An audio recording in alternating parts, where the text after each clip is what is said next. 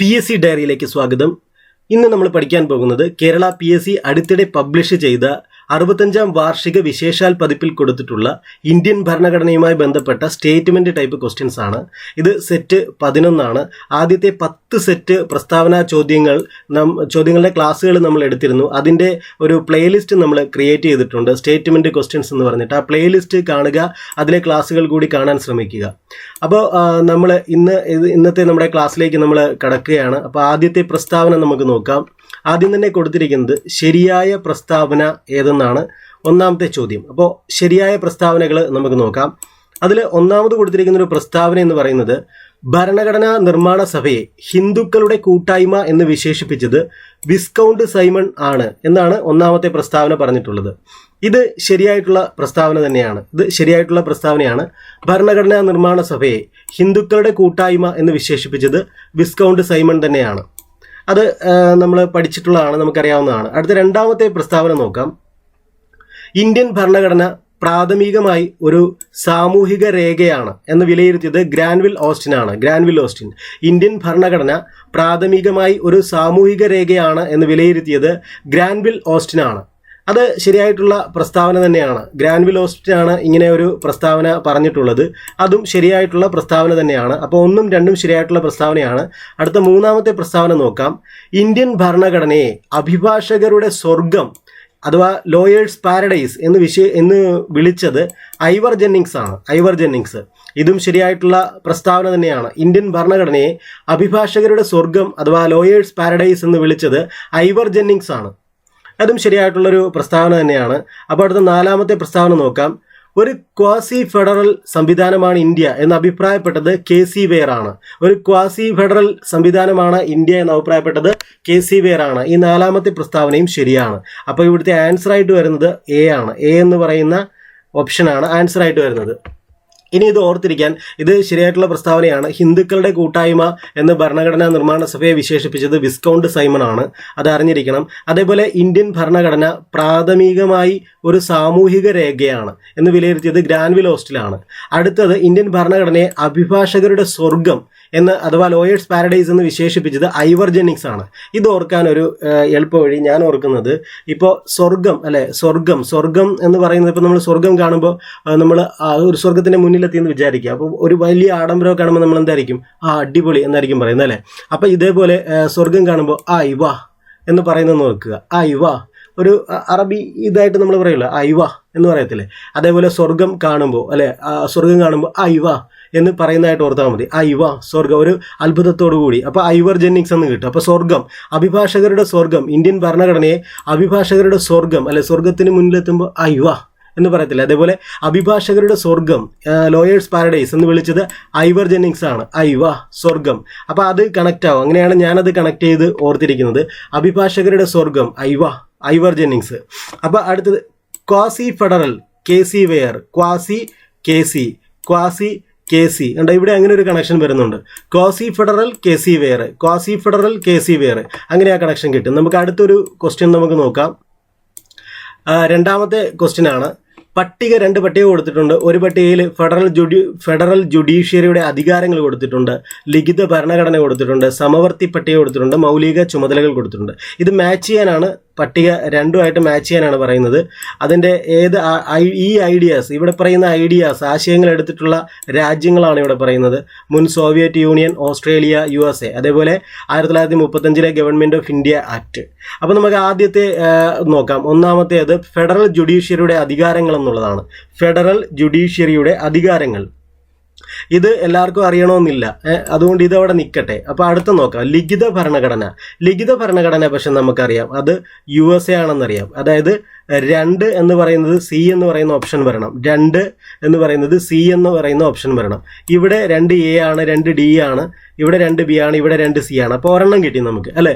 ലിഖിത ഭരണഘടന USA. അടുത്ത സമവർത്തി പട്ടിക. ചിലപ്പോൾ ഒരുപക്ഷെ സമവർത്തി പട്ടിക എന്ന മലയാളം കേൾക്കുമ്പോൾ അറിയാൻ പറ്റാതെ വരും. ഇത് കൺകറന്റ് ലിസ്റ്റിന്റെ മലയാളമാണ് സമവർത്തി പട്ടിക എന്ന് പറയുന്നത്. നമ്മുടെ കോൺസ്റ്റിറ്റ്യൂഷന്റെ ക്ലാസ്സുകൾ ശരിക്കും ഈ പ്രസ്താവന ചോദ്യങ്ങൾ വരുന്നത് ഇതേ പുസ്തകത്തിൽ കൊടുത്തിട്ടുള്ള കോൺസ്റ്റിറ്റ്യൂഷന്റെ ക്ലാസ്സുകളിൽ നിന്നാണ്.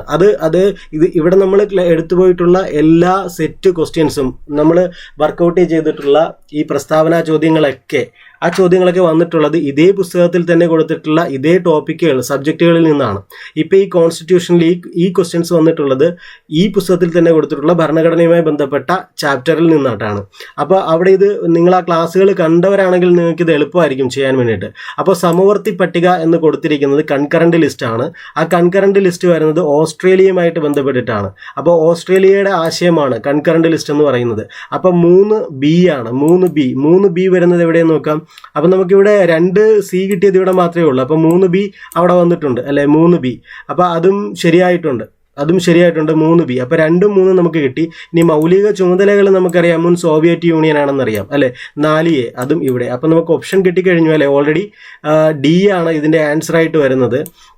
അപ്പോൾ ഒന്നെന്ന് പറയുന്നത് ഓട്ടോമാറ്റിക്കലി ഉണ്ട്. നമുക്ക് ആ കൂടെ 3 ഓപ്ഷനെ ഇതിനകത്തുനിന്ന് ഈ 3 ഓപ്ഷനെ അറിയാൻ പാടുള്ളൂ എന്ന് വിചാരിക്കുക. പക്ഷേ നമുക്ക് ഓട്ടോമാറ്റിക്കലി 4ാമത്തെ കൂടെ കിട്ടിക്കഴിഞ്ഞു അല്ലേ. 4ാമത്തെ എന്താണ്? ഫെഡറൽ ജുഡീഷ്യറിയുടെ അധികാരങ്ങൾ ഏതുമായി ബന്ധപ്പെട്ടിരിക്കുന്നു?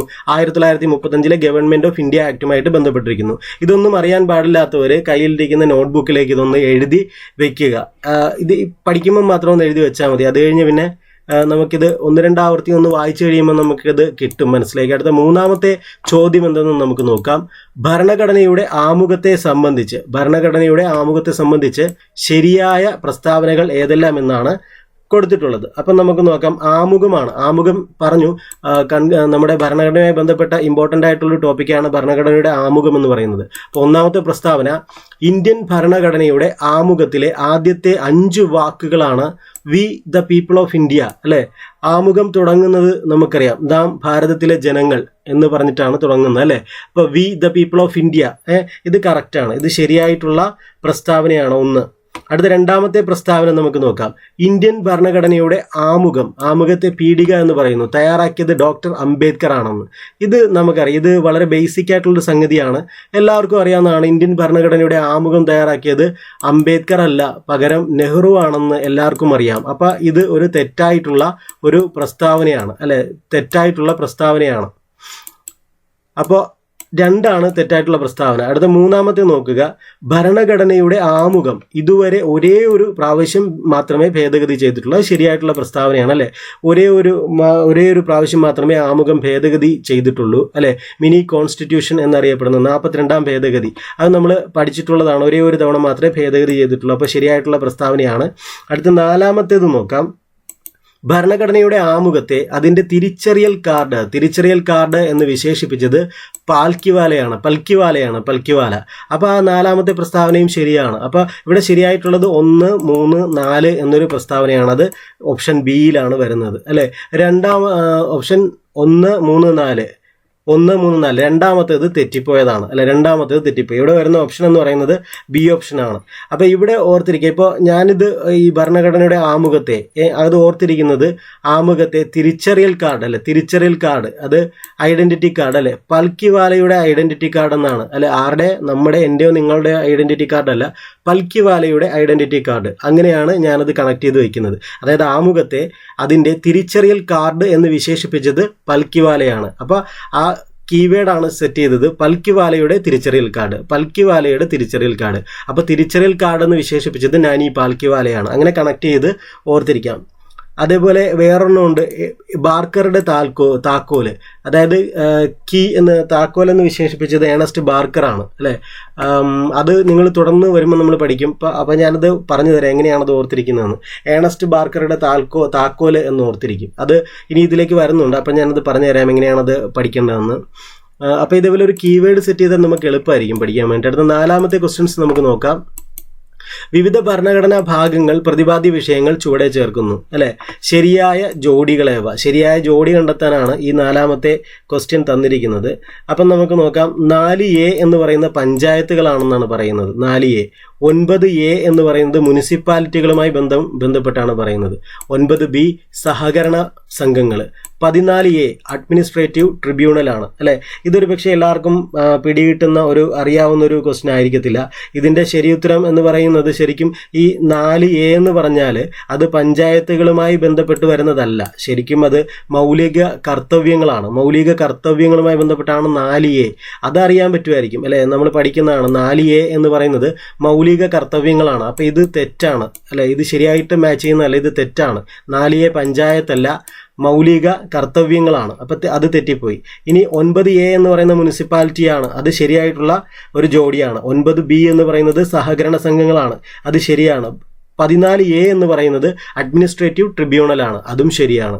അപ്പോൾ ഈ 2, 3, 4 അതാണ് ശരിയായിട്ടുള്ളത്. 2, 3, 4 വരുന്നത് ഓപ്ഷൻ സി ആണ്, ഓപ്ഷൻ സി. അപ്പോൾ 5ാമത്തെ ക്വസ്റ്റ്യൻ നമുക്ക് നോക്കാം. അപ്പോൾ നിങ്ങൾ ഈ ചാനൽ ആദ്യമായിട്ടാണ് കാണുന്നതെങ്കിൽ സബ്സ്ക്രൈബ് ചെയ്യുക, ബെല്ലൈക്കൺ എനേബിൾ ചെയ്യുക. ഇവിടെ പറയുന്നത് തെറ്റായ പ്രസ്താവന ഏതെന്നാണ്. അപ്പോൾ ഇതിൽ ശരിക്കും തെറ്റായ പ്രസ്താവന നമുക്ക് നോക്കാം, പറയാം. എ എന്ന് പറയുന്ന ഒരു പ്രസ്താവന എന്താണെന്ന് നോക്കാം. ഏറ്റവും കൂടുതൽ പ്രാവശ്യം സംസ്ഥാനങ്ങളിൽ പ്രസിഡന്റ് ഭരണം ഏർപ്പെടുത്തിയത് ഇന്ദിരാഗാന്ധിയുടെ കാലത്താണെന്നാണ് പറയുന്നത്. ഇത് ശരിക്കും ശരിയായിട്ടുള്ള പ്രസ്താവന തന്നെയാണ്. ഏറ്റവും കൂടുതൽ പ്രാവശ്യം സംസ്ഥാനങ്ങളിൽ പ്രസിഡന്റ് ഭരണം ഏർപ്പെടുത്തിയത് ഇന്ദിരാഗാന്ധിയുടെ കാലത്താണ്. അടുത്ത 2ാമത്തെ പ്രസ്താവന, ഇന്ത്യൻ ഭരണഘടനയിൽ ആഭ്യന്തര അസ്വസ്ഥത എന്ന പദപ്രയോഗം മാറ്റി പകരം സായുധ കലാപം എന്ന പദപ്രയോഗം ഉൾപ്പെടുത്തിയത് 1978 44ാം ഭേദഗതി പ്രകാരമാണ്. മൊറാർജി ദേശായിയുടെ ടൈമിലാണ്. ഇത് ശരിയായിട്ടുള്ള പ്രസ്താവനയാണ്. അപ്പോൾ 1, Aയും Bയും ശരിയായിട്ടുള്ള പ്രസ്താവനയാണ്. അടുത്തൊരു പ്രസ്താവന നമുക്ക് നോക്കാം. സി, ഇന്ത്യയിലെ 2ാമത്തെയും 3ാമത്തെയും അടിയന്തരാവസ്ഥകൾ പിൻവലിച്ചത് ആക്ടിംഗ് രാഷ്ട്രപതിയായിരുന്ന BD ജെട്ടിയാണെന്നാണ്. ഇത് ശരിയായിട്ടുള്ള പ്രസ്താവന തന്നെയാണ്. അപ്പോൾ Aയും Bയും Cയും ശരിയായിട്ടുള്ള പ്രസ്താവനയാണ്. അടുത്ത ഡി നോക്കാം. അനുച്ഛേദം 358 പ്രകാരമാണ് വിദേശ ആക്രമണം, യുദ്ധം എന്നീ അവസരങ്ങളിൽ ദേശീയ അടിയന്തരാവസ്ഥ പ്രഖ്യാപിക്കുമ്പോൾ 19ാം അനുച്ഛേദത്തിൽ പ്രസ്താവിച്ചിരിക്കുന്ന 6 മൗലിക സ്വാതന്ത്ര്യങ്ങളും സ്വമേധയാ റദ്ദാകുന്നതെന്നാണ്. ഇതും ഈ പുസ്തകത്തിൽ ശരിയായിട്ട് തന്നെയാണ് കൊടുത്തിരിക്കുന്നത്. നമ്മളിപ്പോൾ ഡിസ്കസ് ചെയ്യുന്നത് ഈ PSC അടുത്തിടെ പുറത്തിറക്കിയ 65ാം വാർഷിക വിശേഷാൽ പതിപ്പിലെ വിവരങ്ങളാണ്. ഈ ക്വസ്റ്റ്യനിൽ 5ാമത്തെ ക്വസ്റ്റ്യനിൽ ഇതിൽ അവർ തെറ്റായ പ്രസ്താവനയായിട്ട് കൊടുത്തിട്ടുള്ളത് ഈ സി ആണ്. പക്ഷേ ഇത് തെറ്റല്ല, അത് ശരിയാണ് പ്രസ്താവന. പിന്നെ ബാക്കിയൊക്കെ ശരിയായിട്ടാണ് കൊടുത്തിട്ടുള്ളത്. ഈ പുസ്തകത്തെ അടിസ്ഥാനമാക്കി പറയുമ്പോൾ ശരിയായിട്ടാണ് കൊടുത്തിട്ടുള്ളത്. ഇനി ഇതല്ല, ശരിക്കും പറഞ്ഞാൽ ഇവിടെ തെറ്റായ പ്രസ്താവനകളൊന്നും തന്നെ ഇല്ല. ഞാൻ നോക്കിയിട്ട് ഈ പുസ്തകത്തിൽ ഇവർ തെറ്റായ പ്രസ്താവനയായിട്ട് കൊടുത്തിരിക്കുന്നത് സി ആണ്. പക്ഷെ അത് സി തെറ്റല്ല. അതുകൊണ്ട് ഞാൻ നോക്കിയിട്ട് ഈ 4 പ്രസ്താവനകളും ശരിയായിട്ടാണ് എനിക്ക് ഈ പുസ്തകത്തെ അടിസ്ഥാനമാക്കി കാണാൻ കഴിഞ്ഞത്.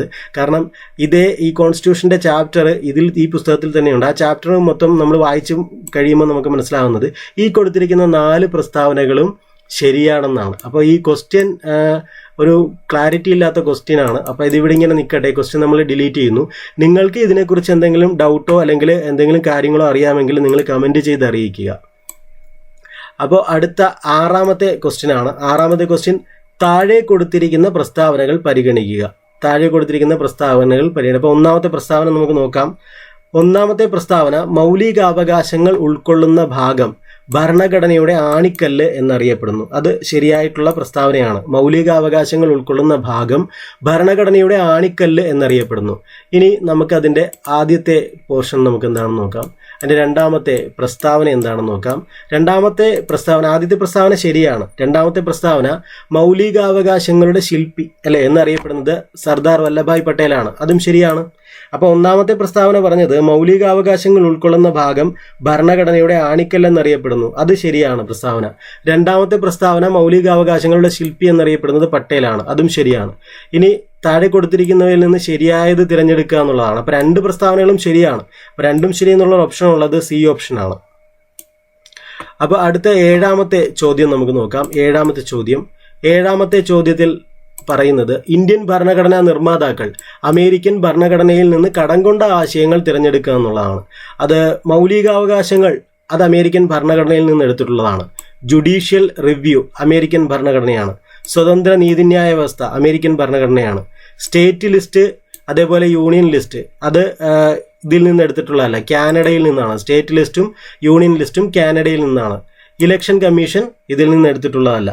അപ്പോൾ നമുക്കറിയാം 1, 2, 3 ഈ അമേരിക്കൻ ഭരണഘടനയിൽ നിന്നും എടുത്തിട്ടുള്ളത്. 1, 2, 3 വരുന്ന ഓപ്ഷൻ എന്ന് പറയുന്നത് എ ഓപ്ഷനാണ്. ഈ എ ഓപ്ഷനാണ് ഇതിൽ ശരിയായിട്ട് വരുന്നത്.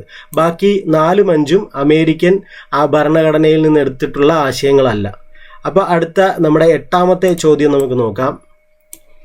8ാമത്തെ ചോദ്യം, താഴെ കൊടുത്തിരിക്കുന്ന പ്രസ്താവനകൾ കാണുക. പ്രസ്താവന ഇതിൽ ശരി ഏതെന്ന് കണ്ടെത്തുക എന്നുള്ളതാണ്. പ്രസ്താവന 1 നോക്കുക. ഇന്ത്യൻ ഭരണഘടനയുടെ കരടിൽ ഉണ്ടായിരുന്നത് 315 അനുച്ഛേദങ്ങളും 13 ഷെഡ്യൂളുകളുമാണ്. ഇന്ത്യൻ ഭരണഘടനയുടെ കരടിൽ ഉണ്ടായിരുന്നത് 315 അനുച്ഛേദങ്ങളും 13 ഷെഡ്യൂളുകളുമാണ്. പ്രസ്താവന അത് ശരിക്കും ശരിയായിട്ടുള്ള പ്രസ്താവനയാണ്. ഇന്ത്യൻ ഭരണഘടനയുടെ കരടിൽ ഉണ്ടായിരുന്നത് 315 അനുച്ഛേദങ്ങളും 13 ഷെഡ്യൂളുകളും തന്നെയാണ്. അടുത്ത പ്രസ്താവന 2 നോക്കുക. പ്രസ്താവന 2-ൽ പറയുന്നത് ഭരണഘടന നിലവിൽ വന്നപ്പോൾ ഉണ്ടായിരുന്നത് 395 ആർട്ടിക്കിൾ അല്ലെങ്കിൽ അനുച്ഛേദങ്ങളും 8 ഷെഡ്യൂളുകളുമാണ്. അതും ശരിയാണ്. അപ്പോൾ 2 പ്രസ്താവനകളും ശരിയാണ്. 8. അപ്പോൾ 2 പ്രസ്താവനകളും ശരിയാണെന്നുള്ളത് 8C ആണ് ഇതിൻ്റെ ആൻസറായിട്ട് വരുന്നത്. 8C ആണ് ആൻസറായിട്ട് വരുന്നത്. അടുത്ത 9ാമത്തെ ചോദ്യം നമുക്ക് നോക്കാം. 9ാമത്തെ ചോദ്യം, ഞാനിവിടെ അപ്ലോഡ് ചെയ്യുന്ന എല്ലാ വീഡിയോയുടെയും പരീക്ഷ നമ്മൾ ടെലഗ്രാം ചാനൽ നടത്താറുണ്ട്. അപ്പോൾ അതിൻ്റെ ലിങ്ക് ഡിസ്ക്രിപ്ഷൻ ബോക്സിലുണ്ട്. താല്പര്യമുള്ളവർക്ക് ടെലഗ്രാം ചാനൽ ജോയിൻ ചെയ്യാം. 9ാമത്തെ ക്വസ്റ്റ്യൻ, താഴെ കൊടുത്തിരിക്കുന്നവ പരിഗണിക്കുക. ഡോഗ്രി, ഇത് ഭാഷകളാണ്. ഡോഗ്രി, ബോഡോ, സന്താളി, നേപ്പാളി, മൈഥിലി, ഇത് ഭാഷകളാണ്.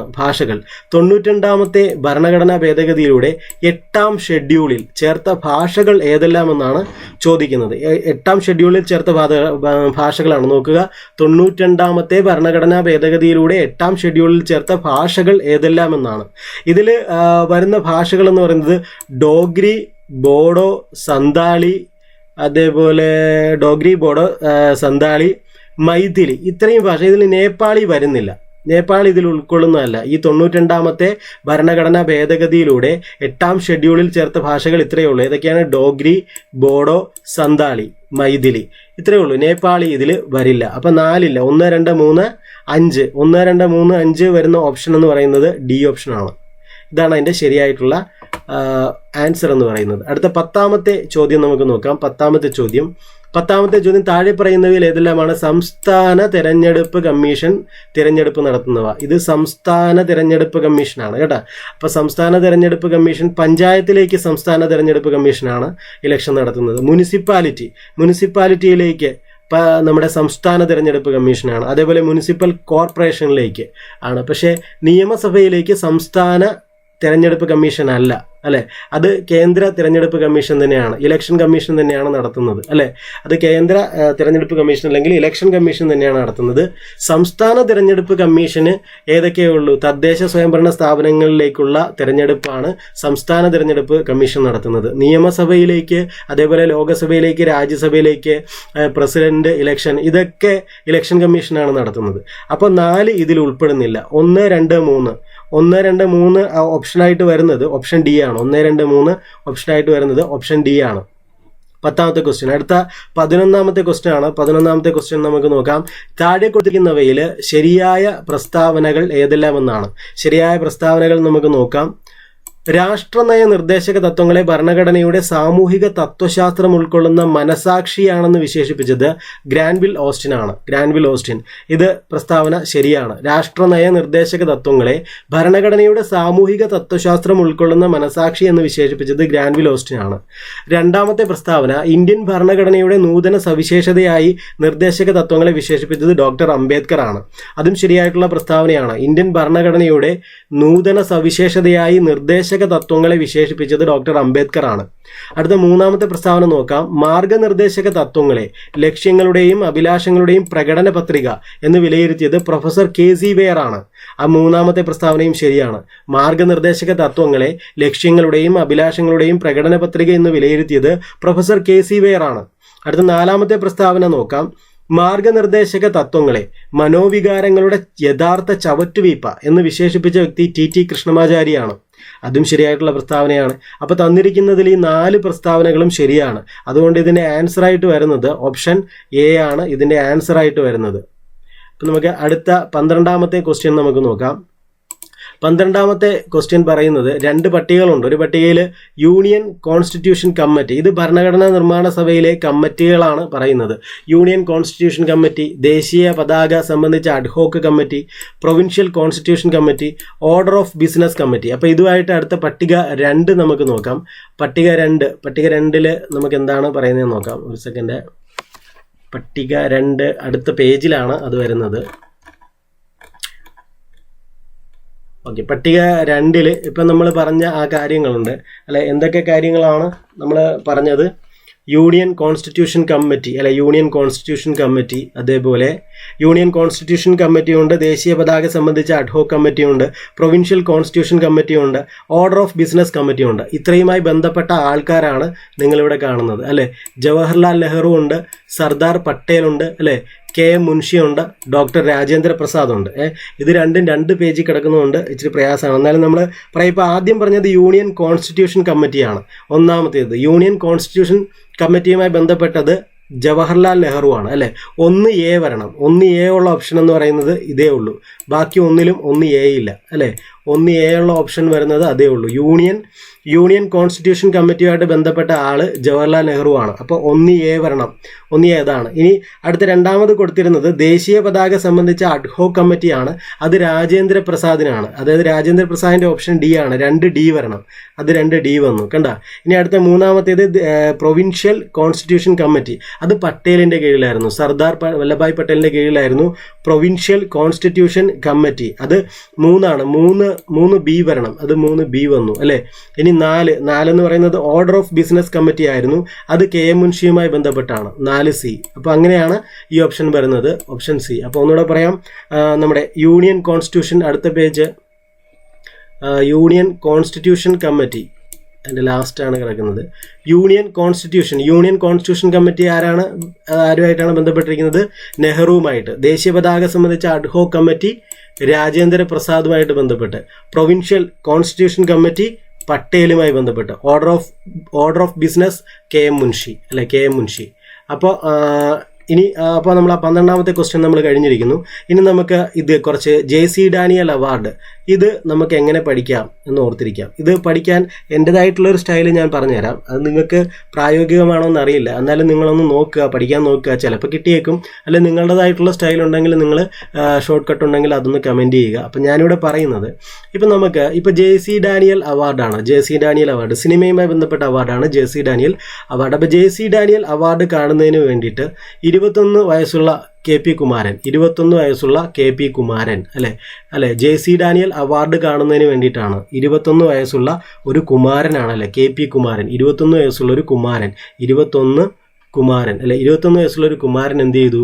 22 ഇഞ്ചിൻ്റെ ഒരു TV മേടിച്ചു. 22 ഇഞ്ചിൻ്റെ TV മേടിച്ചു. അപ്പോൾ TV ചന്ദ്രൻ കിട്ടി. അപ്പോൾ എന്താണ്? JC ഡാനിയൽ അവാർഡ് കാണുന്നതിന് വേണ്ടിയിട്ട് 21 വയസ്സുള്ള ഒരു കുമാരൻ 22 ഇഞ്ചിൻ്റെ ഒരു TV മേടിച്ചു അല്ലേ. TV മേടിച്ചു. അപ്പോൾ 20 വയസ്സുള്ള P ജയചന്ദ്രനും 20 വയസ്സുള്ള P ജയചന്ദ്രനും പിന്നെ 18കാരി ഷീലയും 19കാരൻ ഹരിഹരനും കൂടെ വന്നു. അപ്പോൾ എന്താണ്? 21 വയസ്സുള്ള KP Kumaran JC Daniel award കാണുന്നതിന് വേണ്ടിയിട്ട് 22 ഇഞ്ചിൻ്റെ ഒരു TV മേടിച്ചു. അപ്പോൾ TV മേടിച്ചപ്പോൾ അത് കാണാൻ കൂടെ വന്നത് 20 വയസ്സുള്ള P ജയചന്ദ്രനും 18കാരി ഷീലയും 19കാരൻ ഹരിഹരനുമാണ് അല്ലേ. പിന്നെ ഇവരോടൊപ്പം ഇവരുടെ തമ്പിയായിട്ടുള്ള അനിയനായിട്ടുള്ള ശ്രീകുമാരൻ തമ്പി 17 വയസ്സുകാരൻ തമ്പിയും കൂടെ വന്നു. ഇത് എൻ്റെ ഒരു ഇതാണ്. പഠിക്കാൻ പാടാണെങ്കിൽ നിങ്ങളുടേതായിട്ടുള്ള കോഡ് നോക്കാം. അപ്പോൾ ഇത് ഒന്നുകൂടെ ഒന്ന് കേൾക്കുക. അപ്പോൾ പഠിക്കാൻ ശ്രമിക്കുക. ഇന്നിപ്പോൾ ഇത്രയും കൊണ്ട് നിർത്തുകയാണ്. നമുക്ക് ബാക്കി അടുത്ത ക്ലാസ്സിൽ പഠിക്കാം. അപ്പോൾ നിങ്ങൾ ഈ ചാനൽ നിങ്ങൾക്ക് ഇഷ്ടപ്പെടുന്നുണ്ടെങ്കിൽ നിങ്ങൾ ലൈക്ക് ചെയ്യുക. പിന്നെ മാക്സിമം നിങ്ങളിത് ഷെയർ ചെയ്ത് സഹകരിക്കുക. വാട്സപ്പിലേക്കും നിങ്ങളുടെ സുഹൃത്തുക്കളിലേക്കും ഷെയർ ചെയ്യുക. താങ്ക്